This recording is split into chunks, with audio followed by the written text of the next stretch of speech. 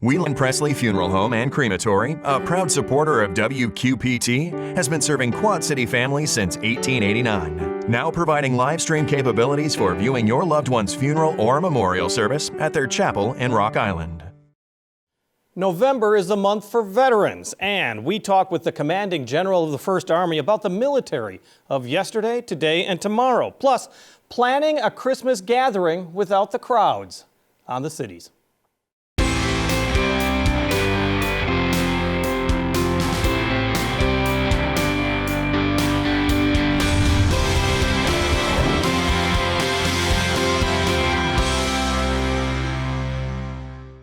No Festival of Trees parade, no lightings of the commons. It will be a strange holiday season in the cities.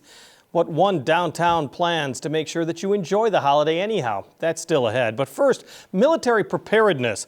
It is almost 10 years since the First Army decided to move its headquarters to the cities, particularly Arsenal Island. Since then, the cities and the military have tried to create a partnership that makes the island more vital and makes the military men and women who serve this area feel more welcome to the cities. And we're joined by the commanding general of the First Army, Lieutenant General Thomas James Jr. Thank you for joining us. Well, thanks, Jim. Thanks for having me. It's an honor to be here. COVID-19 has affected every segment of society. I would especially think that it would affect the close quarters of military life. Well, it certainly does. I mean, we continue to collective train, bring units together and train, get them ready, whether they're deploying on a global requirement or preparing for a large-scale contingency. We've never stopped training through COVID. We've had to adapt to what we do, protecting our soldiers, the individual tasks of wearing a mask, social distancing, washing your hands. But collectively, we build cohorts of units that we make sure that they're clean by testing them. And then if some are positive, we put them into isolation for a number of days. And then we do the contact trace to determine if anybody was associated with them, then put them into quarantine, just like the CDC guidelines go. But then once they're clean, we put them back into the training pipeline, and we've sent them all over the world supporting global demand. So we've had to adapt. Viruses have spread through schools, through churches, I'd assume through the military as well, but you don't really hear much of it. How has it affected as far as the illnesses inside the ranks? There have been some cases, obviously. What we've been very fortunate, very small amount of symptoms. We have a lot of asymptomatic cases, which is good because our soldiers aren't getting real sick. The problem is it's harder to trace. If somebody can test negative and then have the virus but never show symptoms, it's kind of hard to catch that in some of the cases. We have two active mobilization platforms, one at North Fort Hood and one down at Fort Bliss near El Paso. And that's where we train and develop reserve components forces to go overseas. And so being able to make sure that we can watch the virus there and protect them so that we can meet that requirement is hugely important. We've had to delay a couple of units because they've had some infections, but we just wait until it's cleared up and we're good to go. We haven't lost any in any of our MFGIs to significant symptoms, which has been good. Well, one of the things the military is so well known for is planning and preparedness, and this really puts you guys to the test to do both of those things. It sure has, and we've adapted, and we've been good. I think since COVID started, roughly 25,000 soldiers that we've deployed across the globe and only had about 600 to 800 positive tests. But the key is if you have one, being able to respond effectively so it doesn't spread throughout a formation. And that's been key. One thing I'd really like to tell you is First Army was formed in 1918 by John J. Pershing in Europe as part of America's preparation to go into World War I. He did that during the Spanish flu pandemic. And so to think about how they were dealing with it back in 1918 with not quite the medical advances we have today, but the Army lost about 50,000 soldiers to Spanish flu while they were pushing forces over to fight in World War I. And I think I've told you before, we focus on readying the reserve component of the Army. The Army's just over 1 million, matter of fact, 1,008,000 generally. And more than half, 52% of that is in the reserve component, the Army National Guard and the Army Reserve. But readying those forces to go over is hugely important. But back in 1918, the active Army was only like 80 or 90,000 soldiers when we went into World War I. By about a year in, we had gotten up to 2 million, still building that Army while fighting the pandemic.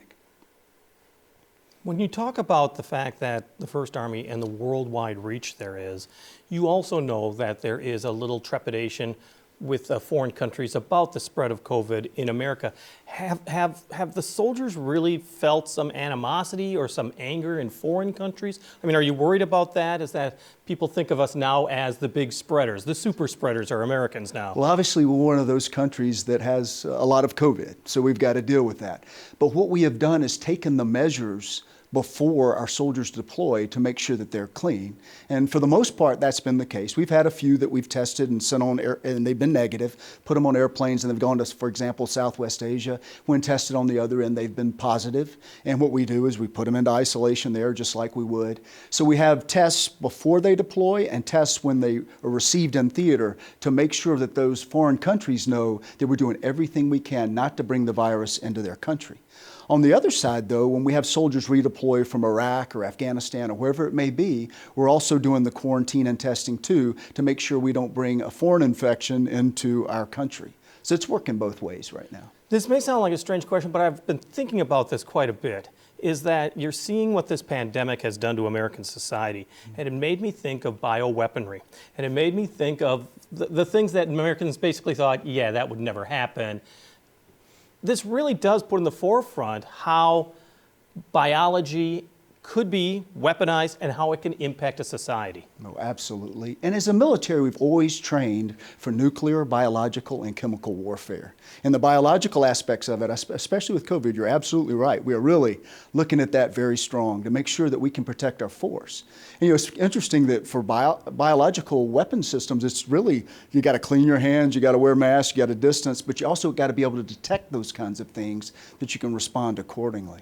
And so it's a big challenge for us always, but we always got to be prepared for that condition that could exist on the battlefield. But it's now in the back of people's minds that this can happen. I mean, if anything, it has helped the citizenry, the civilians, know that this is a possibility, but it also has really put some real life meaning behind biological warfare as far as the military personnel. The leadership, of course, always knew it. Yeah, I'm thinking rank and file are going, yeah, we have to train for this. Yeah, most definitely do. I mean, everybody knows the urgency of it right now, especially. Not just in the military formation itself, but in the population. A large population center, if some extremist could get some sort of biological system or weapon into a large group of folks, it could really infect us. I think of 9/11 and what was done with the aircraft. What if there was a bomb that had some sort of agent or biological disease that could be spreading? So we always got to take, not just in the military, but in our civic organizations in protecting our population. First Army marks 10 years in the Quad Cities next year. I mean, it's very special for the Quad Cities to be the headquarters for the First Army. What does 10 years mean? It's a special place to serve. The Quad Cities, I like the idea that it's like a group of hands that just wrap themselves around our servicemen and women that are on the arsenal. And we just feel like a special place. In 2012, I arrived in the Quad Cities as a brigadier general. I was representing the Army at a funeral for Specialist Bryant Luxmore from New Windsor. And so I'd never been here before and went to that funeral service and presented the flag on behalf of a grateful nation. And it really impacted me how powerful the community is and how much it loves the military and service of our servicemen and women. And so it's very special. And so now I've been here, obviously you said the organization's almost 10 years, but I've been here, I'm in my third year now. I went over 2 years in early October, and it's a special place to serve. And people are just gracious to us, and it's an honor to serve here. It was a big deal 11 years ago when the First Army was announcing that it was going to headquarter here, that the Quad Cities, especially I think of the Chamber of Commerce and some of the business leaders, making sure that the First Army felt welcome, that they really wanted them to be able to integrate easily into the city, finding places to live, make sure that people had places to go when they're off duty. How important has it been, this relationship between the city and the base? The relationship's hugely important because we're representative of our population, and they've just been great to us, taking care of our soldiers and DA civilians that live in the area, sharing stories, taking care of them when they deploy, and making sure we have all the right things. It's a really special place to serve. And I think, First Army we are a headquarters on Reich Island Arsenal because our units are all over the country and the territory. categories, the 54 as we call it. And so the senior mission commander is from the Army Sustainment Command, Dan Mitchell. He's a 2-star general and a good friend of mine, and we're in coordination with him, but he more or less runs the arsenal itself and ties into the community as well, and we just help where we can. We have roughly 330 soldiers and civilians that occupy our headquarters on the arsenal. So it's neat to be a part of that community internal, but more importantly, impacting and linking in externally around the Quad Cities. As we well know, I mean, you've served worldwide. You've been based in so many different locations. And as you said, in October marked the beginning of your 3rd year here in the Quad Cities. What has the 3 years, or a little more than 2 years, really told you about this area, about the Midwest even? Well, just the community. It's patriotic, it understands the importance of a military, and it realizes the importance of recognizing those that serve. And I think it's really important, being that this is the week of Veterans Day, be able to reach out and grab a veteran and thank them for their service. You know, it's interesting, when I drove down here, it's just a very short drive, but on that drive, I notice every time I leave post, the National Cemetery, the National Veterans Cemetery. And to see the sun shining on those headstones, and to see the colors of the trees changing this time of year, especially, it kind of reminds me it's Veterans Day's coming up. But just to recognize that service is so important to our nation, and the Midwest does a great job of doing that. That's Lieutenant Thomas James Jr., the commanding general of the 1st Army. Remember, WQPT has several programs as well as services and opportunities that are all available to military men and women. You can check out the details by going to the Embracing the Military section of WQPT.org. In a moment, a different holiday season is being planned this year in the heart of one of the cities. Details just ahead. But first, Laura Adams is keeping tabs on events that are still being held during the month of November. She's ready to help you go out and about. This is Out and About for November 1st through 16th. In celebration of the Day of the Dead, view the larger-than-life Katrinas on display at the Figge Art Museum through November 3rd. Or check out the following acts coming to Rhythm City. November 6th, the Night People. November 7th, Soul Company. November 13th, the Hale Reid Band. November 14th, the Lexi Parr Band. November 15th, Comedy by Ryan Niemiller. Also at Rhythm City, a traveling photographic war memorial, Remembering Our Fallen, November 8th through the 18th. Join Western Illinois University for a webinar series, Headwater Streams, the Importance of the Upper Mississippi River Basin, on November 5th at 2. Or visit the Dear Wyman Carriage House to hear from former NASA engineer Norman Shell, who shares his experiences November 7th and 8th at 2. The Figge Art Museum presents an exhibit of Haitian Masterworks November 7th through January 24th, and Fourth Wall Films present the virtual screening of Riding the Rails to Hero Street and A Bridge Too Far from Hero Street, the 10th at 2 at the Moline Public Library. The Iron and Gray Maker Festival celebrates creativity and innovation at the Rust Belt November 13th from 3 to 8 and 14th from 9 to 2. Please bring your masks. Circa 21 opens Winter Wonderland, an old-fashioned holiday, on November 13th. And La Divina, the last interview of Maria Callas starring Shelley Cooper, opens at the Black Box Theater for one weekend only, November 6th through 8th. For more information, visit WQPT.org. We are always looking for original music from performers in the cities, and we have found one of those artists that is really spectacular. Charlotte Boyer is one of them, and she is still just a junior in high school right now, but performing on stages all throughout this area. Charlotte actually came here to the Black Box Theater in Moline to perform some music for us as well, originals. Here's Charlotte Boyer with Free Like a Bird.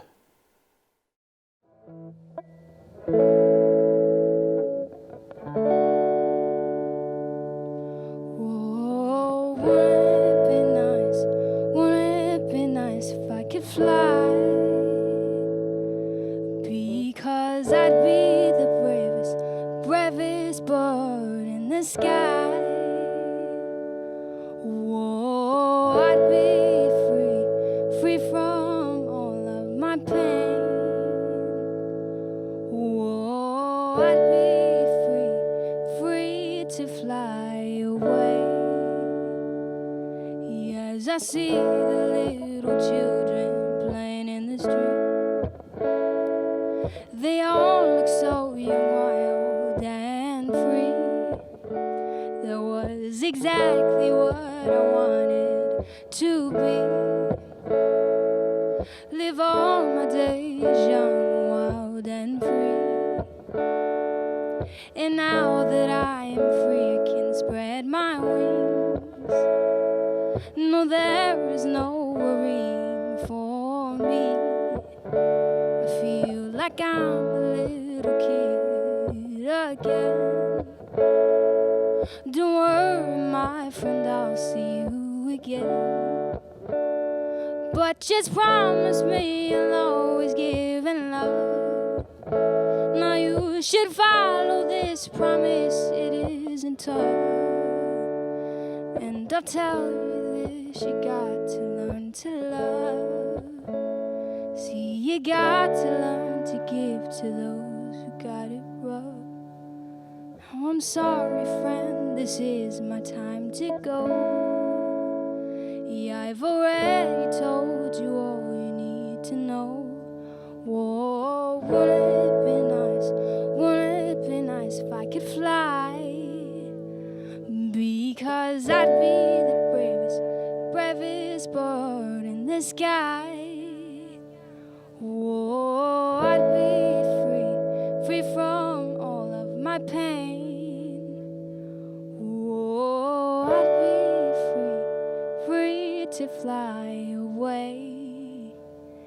Yeah, I am free, I am free, I am free just like a bird. I am free, I am free, I am free just like a bird. I am free, I am free, I am free just like a bird. I am free, I am free, I am free just like a bird.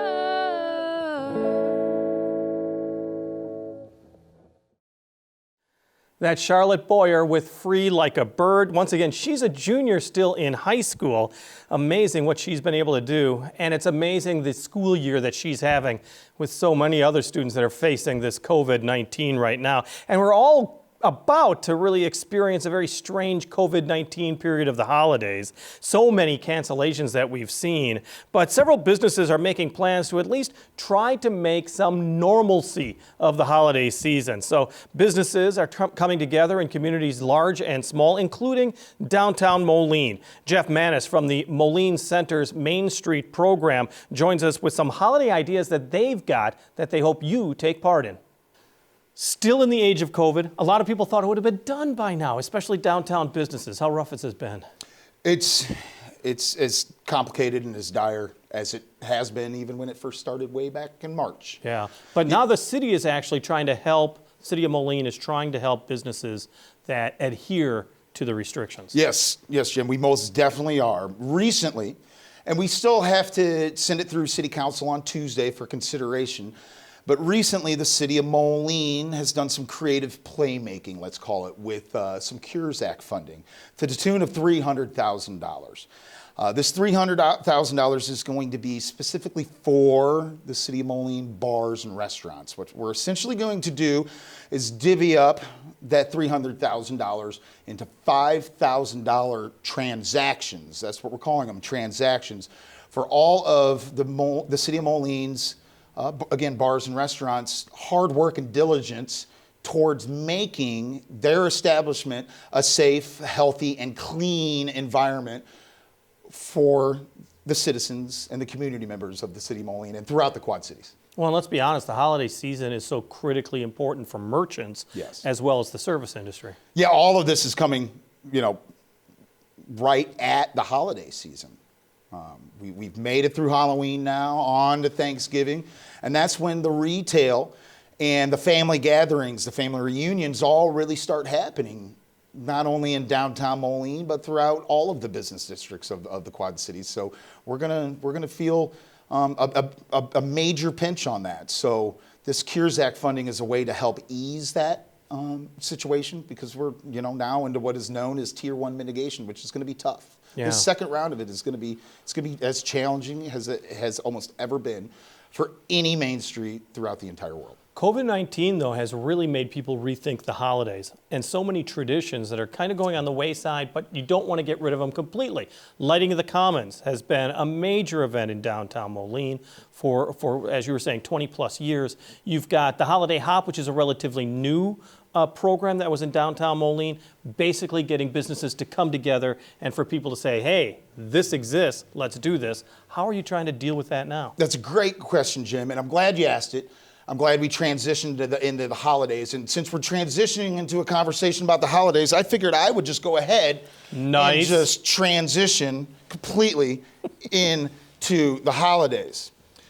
This is the first time I'm wearing this blazer this holiday season. I dusted it off just for you. I gotta tell you, it makes a bold statement. It does. I can't hear you. My blazer's too loud. I know. Shield me, shield me. But yeah, to talk about our holiday events and how they have existed in downtown Moline and how they're going to exist this year, you had mentioned the lighting on the Commons, a tradition 20 plus years in the making in downtown Moline that would draw somewhere in the ballpark of about 10,000 people to our downtown. Well, during a pandemic, during COVID-19, legally, number one, we can't even do that. Number two, it'd just be reckless and irresponsible and unsafe. The same would be for the Holiday Hop, which was kind of like downtown Moline's like open house. All of our bars, restaurants, retailers, hair salons, the list goes on, would open their doors, throw open their doors for their clients, their most valued patrons, and anybody else who could kind of holiday hop along and discover them and find them. Well, again, that's a complicated situation during a pandemic. So what we've done this year, through the help specifically of Mid-American Energy Company, is we've blended the two events together. Like literally, even the logo, we took the logo of the Lighting on the Commons and the logo of the Holiday Hop and blended them together. And we're going to be using Mid-American Energy Company sponsorship dollars to distribute at the price of $50 a spot in gift cards, a downtown Moline-wide series of scavenger hunts. These will be both physical scavenger hunts where people can get to downtown Moline as fast as they can and try to find these gift cards that are going to be hidden throughout, but they're also going to be virtual. So for folks who are maybe stuck at the office or stuck in quarantine, they can participate online as well. Because let's be honest, I mean, since March, we've all been sequestered in our homes and haven't been able to get out much.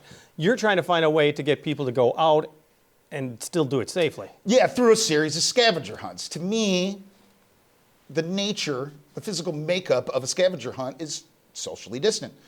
You want to try to stay away from everybody else looking for these scavenger hunts and be the first one to get it and grab it. So especially with our region that we're in the state of Illinois, where you really can't gather in groups of 10 or more people, or in some situations 25 or more, this seemed like I guess you could say some of the most creative playmaking that we can make as a downtown community to still draw people to our downtown, because it is as important now as it ever has been to support our locally owned small family businesses here in downtown Moline.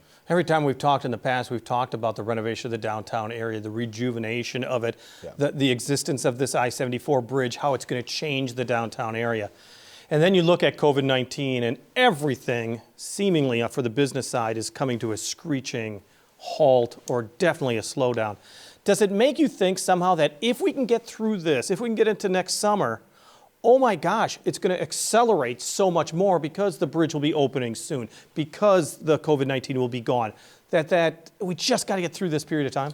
Yeah, certainly knock on wood that, come next spring, next summer, next real go out and do season within the Quad Cities, that this COVID-19 will be behind us. If it's not, we're still looking towards trying to make downtown Moline still very much like a safe and welcoming environment in a number of ways. When you talk about the I-74 bridge, we are about 2 weeks away from the first pass being able to finally drive over that, safely drive over it. And as it pertains to just downtown Moline in general, with this pandemic, we're at the Main Street at Moline Center looking for like truly looking for new, creative, innovative ways to complement our downtown with outdoor dining. So look, that's something that'll be exciting that I'm really looking forward to administratively working on. I feel like we did pretty gosh darn good in the grand scheme of things in terms of providing outdoor opportunities for our downtown businesses and the community as a whole. And I look forward to continuing to kind of work that, whether there's a pandemic on the other side of 2021 or not. Outdoor dining's, it's fun, it's hip, it's cool. So it's pretty exciting stuff. We don't see a lot of storefronts that are closed. And so I think people may not realize how bad the situation is for merchants. Give me that feel. I mean, because the downtown areas where you have small businesses, you have people who have sunk their life and their fortunes into them. How tough is it for the downtown merchant? It's incredibly tough, Jim. It is. There are downtown stakeholders here in downtown Moline that are also stakeholders throughout the rest of the Quad Cities region, specifically Iowa. And it can most certainly be, all politics aside, genuinely all politics aside, but it's really the tale of two states right now. You go across the Mississippi River, where the restrictions just aren't nearly as difficult or complicated to navigate through as they are here in Illinois. And I've talked to certain business owners and stakeholders where through the pandemic and when they're really kind of working their numbers, crunching their numbers, over on the Iowa side of things, oftentimes they're sitting at about 80% of what they were sitting at prior to this pandemic. Over here on the Illinois side of things, specifically downtown Moline, that's what I can speak on behalf of. They're looking at about 20 to 30%. That's really going to start catching up the longer this pandemic and this economic crisis that we're in continues to last. National Retail Federation came out with its estimate for spending for the Christmas holiday, expecting it to go up, but they expect internet sales to go up 33%. Yeah. So you're not only dealing with Iowa, you're also dealing with so many people buying online thinking it's safer. Excuse me. Not the Mississippi River, another river called Amazon, right? Yeah, absolutely. So, I mean, is this now more of a critical period of time than ever before to, as you guys always like to say, shop local? Shop local, absolutely. Know what Amazon or any other online opportunities that you can interact with do not have? They don't have cash registers. When you spend your money there, that cash register does not ring for anybody, not for a locally owned, family-owned business. And that's the exchange that you get when you come to a downtown Main Street like the Moline Center. And that same report that said spending would be so much more on the internet also said that local retailers probably have a larger inventory. They're gonna be more than happy to negotiate a better deal. You may get better prices than ever before. You really, and that you should shop early as well. I mean, that it's so critically important now than ever before. Yeah, and a lot of our downtown merchants are doing just that. You look at Watermark Corners, for example. Amy from Watermark has done some truly innovative, creative ways to still sell her product and products through Watermark Corners. And her cash registers are going to be ringing. And you know, every time the bell rings, an angel gets a swing. So I encourage you to everybody, let's get as many angel wings on the Angels as we possibly can this holiday season.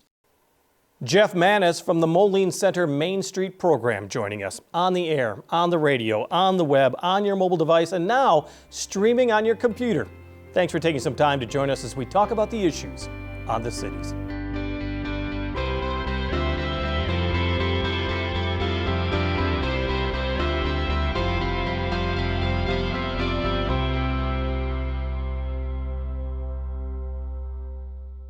Whelan Presley Funeral Home and Crematory, a proud supporter of WQPT, has been serving Quad City families since 1889. Now providing live stream capabilities for viewing your loved one's funeral or memorial service at their chapel in Rock Island.